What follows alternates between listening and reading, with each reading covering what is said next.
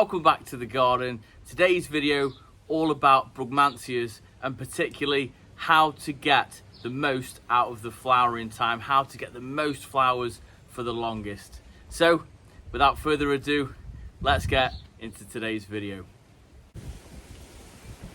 So the first thing you need to know about the Brugmansia, that it was pretty much only flower above the Y. Now if you've heard this term before, this just simply means where the stem comes up just here, it will fork out into a Y shape, and this is where all the hormone sits. So above this is where you'll get all your flowers from. So if it hasn't created a Y, then there is a good trick I'll show you right now in order to get it flowering really quickly. Now this is a variety called Triple A.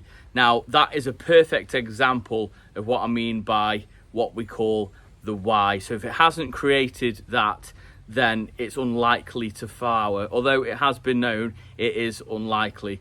So an easy way to get them flowering is simply this. Chop or pinch out the very tip, so the very growing point. I'm not actually going to do that with mine. I want mine to get as tall as possible until they flower, so I'm happy to sacrifice some flowers earlier on in the season in order to get a really large specimen plant. I'll show you very quickly.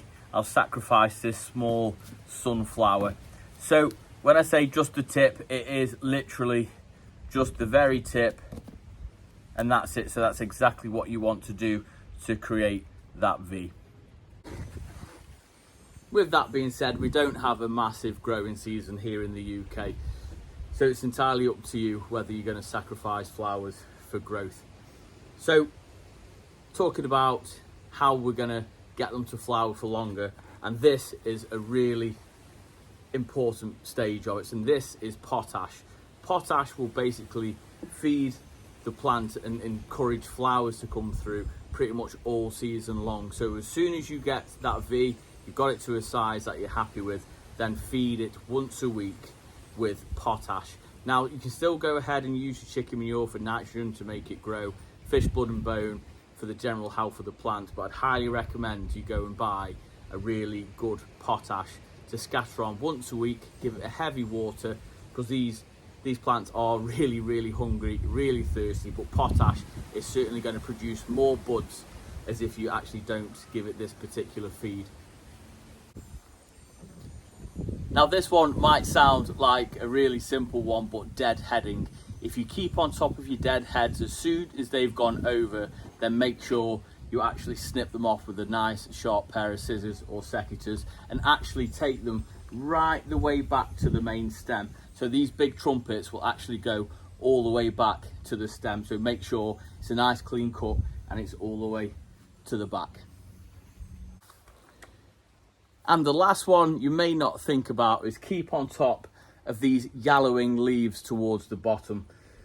This is really important because the plant is actually going to concentrate on trying to get these leaves back to a nice healthy green. And with the plant being that hungry, that thirsty, it's going to take a hell of a lot of feed and fertilizers to get those actual leaves back to that sort of colour. So instead of the plant trying to concentrate on that, you want to simply take the leaves off, again with a nice sharp pair of secateurs or scissors, because as these plants get bigger, if you go to actually pull them off, it can tear down the main stem, and that can cause a few issues when it comes to diseases and things like that. So again, it won't concentrate on making these yellow leaves green, and it's going to concentrate on creating more buds and actually a better bloom for the buds that are already out. And anyone's interested, I am running a small experiment as to the one on the left. I'm going to try and get it as big as possible. I'm trying to not let it make the Y and get quite tall, and then I can enjoy the flowers on a huge plant towards the end of the year, hopefully. So if you're interested in that, I'll put a link down below as to how I've gone about that earlier on in the season. Now it is worth mentioning that this is its first year. This was a cutting that I took last autumn, and they do flower within the first year. So if you are having issues with them flowering, then I hope these tips today have really helped you out. If you did enjoy it, then please give it a big thumbs up, as it really does help the channel out. Drop a comment down below, as it helps share it out to others who love gardening just like we do. Right, but until next time, we'll see you in the garden. Good luck. Take care, guys.